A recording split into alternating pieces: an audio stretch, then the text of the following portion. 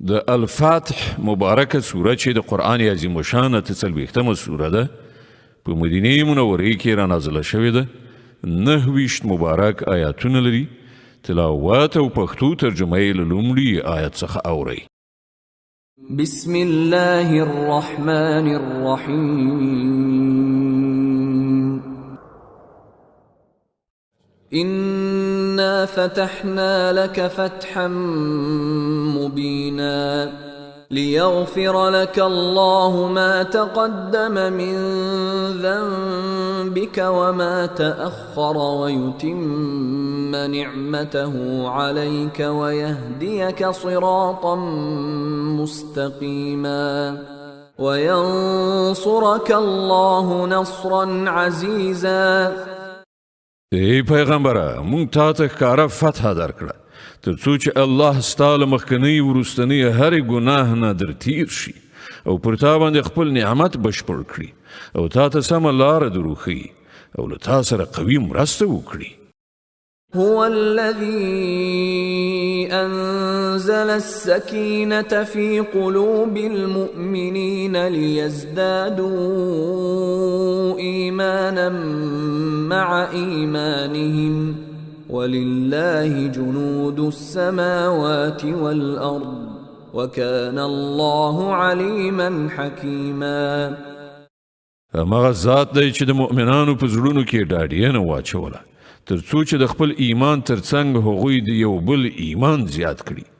د ځمکې او اسمانونو ټولې لښکرې د الله د قدرت په اختیار کې دي. الله ښه پوه او ښه د حکمت خاوند دی. ليدخل المؤمنين والمؤمنات جنات تجري من تحتها الأنهار خالدين فيها ويكفر عنهم سيئاتهم وكان ذلك عند الله فوزا عظيما. هغه دا کار د دې لپاره کړی دی تر څو چې مؤمن نارینه او ښځې د همیشه اوسېدلو لپاره داسې جنتونو ته ننباسي چې تر هغو لاندې به ویالې بهیدونکي وي او د هغو بدۍ به له هغو نه ایسته کړي. د الله په نزد دا ستر بریالیتوب دی. ويعذب المنافقين والمنافقات والمشركين والمشركات الظانين بالله ظن السوء عليهم دائرة السوء وغضب الله عليهم ولعنهم وأعد لهم جهنم وساءت مصيرا. او هغو منافقانو نارینه او ښځو ته او مشرکو نارینه او ښځو ته سزا ورکړي چې د الله په باب بد ګمان لري د بدۍ په ګرځونې کې په خپله راګیر شول. د الله غضب ورباندې وشو او هغو ورباندې لعنت وکړ او د هغو لپاره یې دوزخ تیار کړ چې خورا بد استوګنځی دی. ولله جنود السماوات والأرض وكان الله عزيزا حكيما. إنا أرسلناك شاهدا ومبشرا ونذيرا لتؤمنوا بالله ورسوله وتعزروه وتوقروه وتسبحوه بكرة وأصيلا. د ځمکې او اسمانونو لښکرې د الله د قدرت په اختیار کې دي او هغه برلاسی او د حکمت خاوند دی. ای پیغمبره مونږ ته شاهدي ورکوونکی زیری ورکوونکی او ویرونکی لیږلی تر څو چې ای خلکو تاسې پر الله او د هغه پر پیغمبر ایمان راوړئ او د هغه ملګري شئ او د هغه تعظیم او درناوی وکړئ او سهار او ماښام د هغه د پاکۍ بیانونکي اوسئ. إن الذين يبايعونك إنما يبايعون الله يد الله فوق أيديهم فمن نكث فإنما ينكث على نفسه ومن أوفى بما عاهد عليه الله فسيؤتيه أجرا عظيما. ای پیغمبره، کوم کسانو چې له تا سره بیعت کوو هغوی په اصل کې له الله سره بیعت کوو. د هغو د لاسونو د پاسه د الله لاسو. اوس چې څوک دغه وعده ماته کړي د هغه د تعهد ماتولو وبال به پخپله پر همغه باندې وي، او څوک چې پر هغې وعدې باندې ودرېږي چې هغه له الله سره کړې ده، الله به ډېر ژر هغه ته لوی ثواب ورکړي. سيقول لك المخلفون من الأعراب شغلتنا أموالنا وأهلنا فاستغفر لنا يقولون بألسنتهم ما ليس في قلوبهم قل فمن يملك لكم من الله شيئا إن أراد بكم ضرا أو أراد بكم نفعا بل كان الله بما تعملون خبيرا. ای پیغمبره، له اطرافي کلیوالو عربو نه چې کوم خلک شاته پرېښودل شوي وو، اوس به هغوی راشي ارومرو به درته ووایي چې موږ د خپلو شتمنیو او اولادونو فکر بوخت کړي وو، ته زموږ لپاره د مغفرت دعا وکړه. دوی په خپلو ژبو سره هغه څه وایي چې په زړونو کې نه وي. دوی ته ووایه ښه همدا خبره ده، نو څوک دي چې ستاسې په باب د الله د فیصلې په بندولو څه وس واک لري، که هغه تاسې ته څه ضرر رسول وغواړي یا ګټه در بخل؟ ستاسې له عملونو څخه خو یوازې الله خبر دی، خو اصلي خبره دا نه ده چې تاسې یې کوئ. بل ظننتم أن لن ينقلب الرسول والمؤمنون إلى أهليهم أبدا وزين ذلك في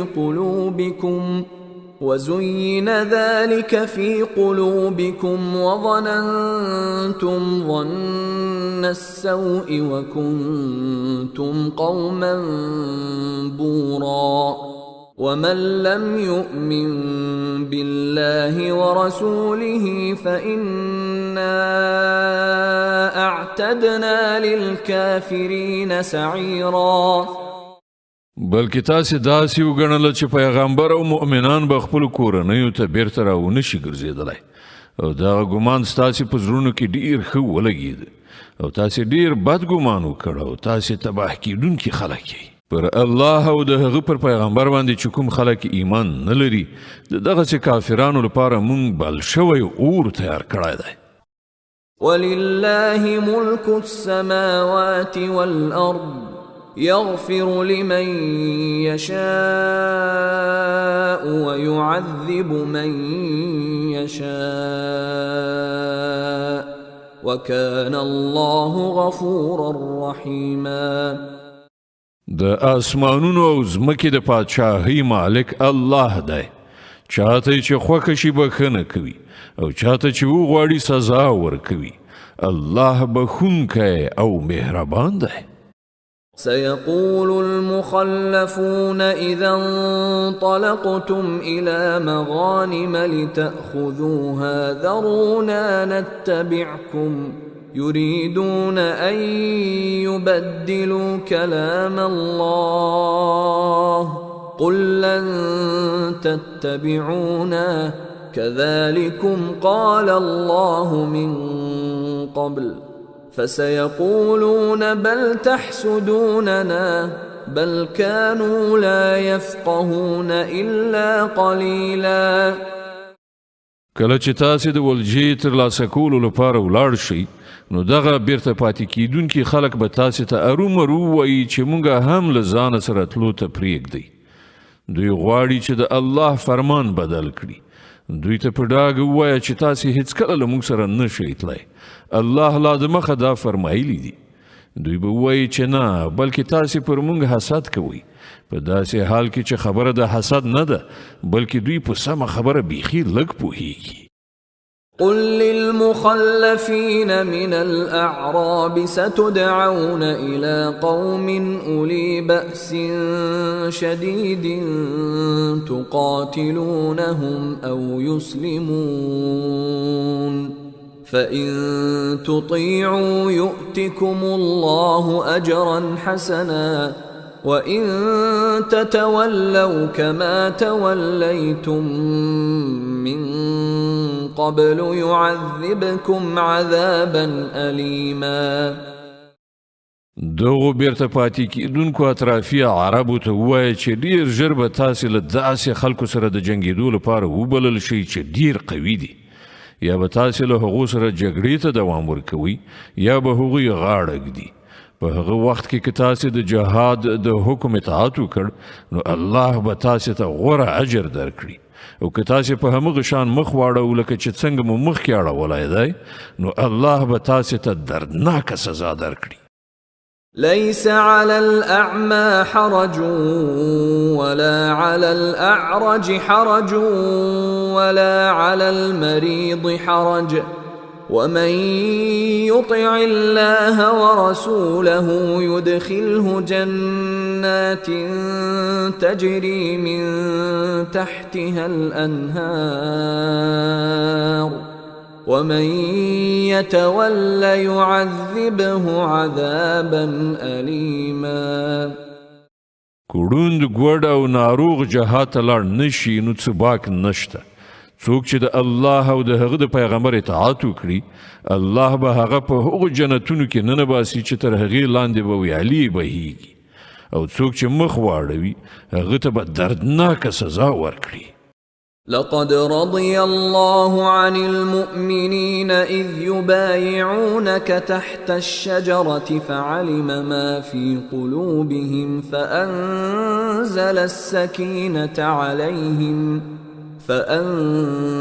السكينة عليهم وأثابهم فتحا قريبا ومغانم كثيرة يأخذونها وكان الله عزيزا حكيما. الله له مؤمنانو څخه خوشاله شو کله چې هغوی له ونې لاندې له تا سره بیعت کو. د هغو د زړونو حال هغه ته معلوم، له دې امله یې پر هغو ډاډیانه نازله کړه، هغو ته په انعام کې فتح ورکړه، او د ولجې ډیر څه مالونه یې ورکړل چې هغوی به ډیر ژر ترلاسه کړي. الله برلاسه او د حکمت خاوند دی. وعدكم الله مغانم كثيرة تأخذونها فعجل لكم هذه وكف أيدي الناس عنكم ولتكون آية للمؤمنين ويهديكم صراطا مستقيما. وأخرى لم تقدروا عليها قد أحاط الله بها وكان الله على كل شيء قديرا. الله له تاسې سره د ولجې د خورا ډیرو مالونو وعده کوي چې تاسې به هغه ترلاسه کړئ.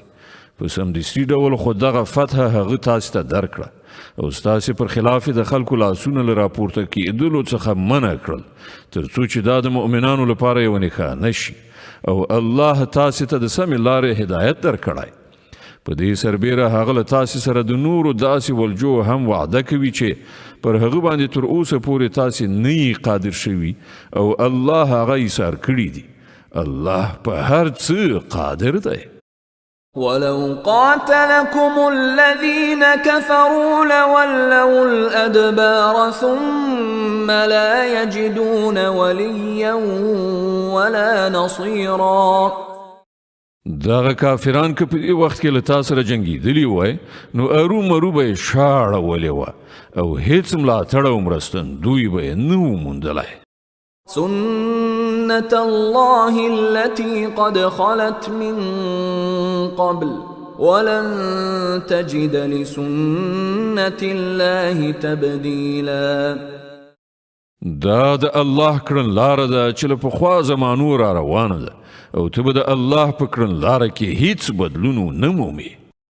وهو الذي كف أيديهم عنكم وأيديكم عنهم ببطن مكة من بعد أن أظفركم عليهم وكان الله بما تعملون بصيرا. ما هغه ذات دی چې د مکې په دننه کې د هغو لاسونه له تاسې نه او ستاسې لاسونه یې له هغو نه منع کړل په داسې حال کې چې پر هغو یې تاسې ته برای درکړی و او تاسې چې څه کول الله هغه لیدل. هم الذين كفروا وصدوكم عن المسجد الحرام والهدي معكوفا أن يبلغ محله ولولا رجال مؤمنون ونساء مؤمنات لم تعلموهم أن تطؤوهم فتصيبكم منهم معرة بغير علم ليدخل الله في رحمته من يشاء لو تزيلوا لعذبنا الذين كفروا منهم عذابا أليما. همغه کسان دي چې هغوی کافران شول او تاسې له مسجد الحرام نه منع کړئ او د قربانۍ اوښان یې حبس کړل دي چې د قربانۍ ځایو ته ورسیږي.